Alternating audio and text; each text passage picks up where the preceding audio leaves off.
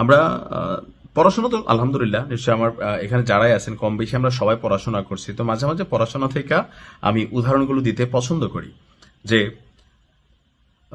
একটা হাতি, বিশাল হাতি, তো তার সামনে একটা মশা বা একটা পিঁপড়া, আসলে কি এদের কোনো ভূমিকা আছে?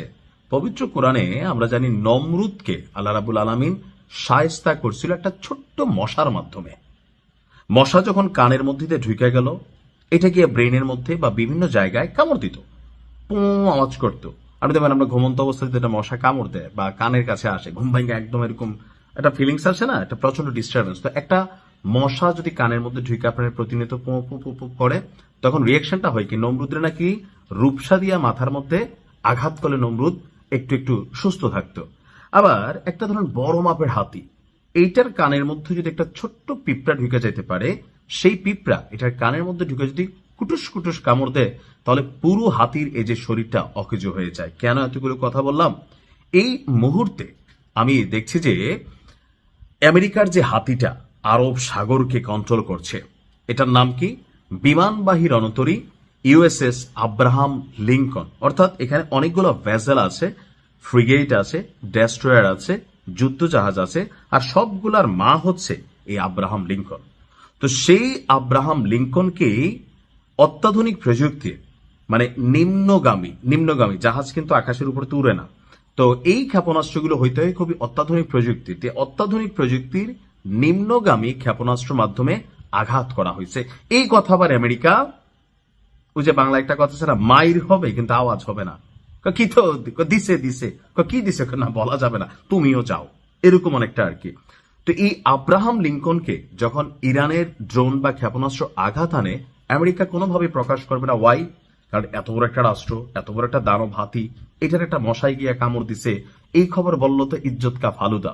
বাট এই খবর ইরান বলছে যে, ইরানের যে বিপ্লবী বাহিনী আছে তারা বলছে যে তাদের অত্যাধুনিক প্রযুক্তির হাইপারসোনিক ব্যালিস্টিক ক্ষেপণাস্ত্রের মাধ্যমে মার্কিন বিমানবাহী রণতরী ইউএসএস আব্রাহাম লিঙ্কন ক্ষতিগ্রস্ত হয়েছে। একটা ছবিও তারা প্রকাশ করেছে যেখানে জাহাজের কিছু অংশে অগ্নিকাণ্ডের দৃশ্যপট আমরা দেখেছি।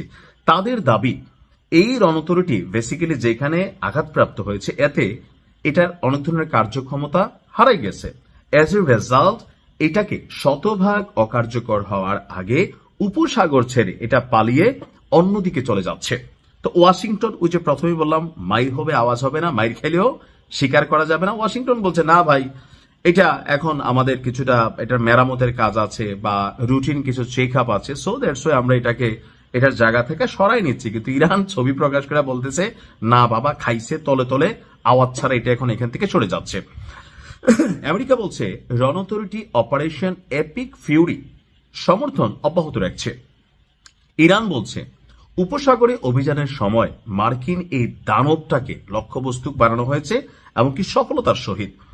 আর ইরানের রাষ্ট্রীয় টেলিভিশন বলছে অভিযানের পর মার্কিন রণতরী এবং তার সঙ্গে থাকা স্ট্রাইক গ্রুপকে দ্রুত গতিতে এলাকা ছেড়ে পালিয়ে যেতে আপনার দেখা গেছে। এদিকে সিবিএস নিউজের তথ্য অনুযায়ী একটি ইরানি জাহাজ আব্রাহাম লিঙ্কনের অনেক কাছে চলে আসায় মার্কিন নৌবাহিনীর একটি জাহাজ সেটিতে গুলি চালিয়েছিল। তবে ইরানি জাহাজটির কোনো ক্ষয়ক্ষতি হয়নি। সম্ভবত এই জাহাজটা খুব কাছে গিয়া সিনেপে ঠোক দিয়া, আমার এরকমই মনে হয়েছে। তো এরকম অনেক নিউজ আছে দেখেন, পশ্চিমারা গণমাধ্যম কন্ট্রোল করে, মিডিয়া কন্ট্রোল করে, ফেসবুক কন্ট্রোল করে।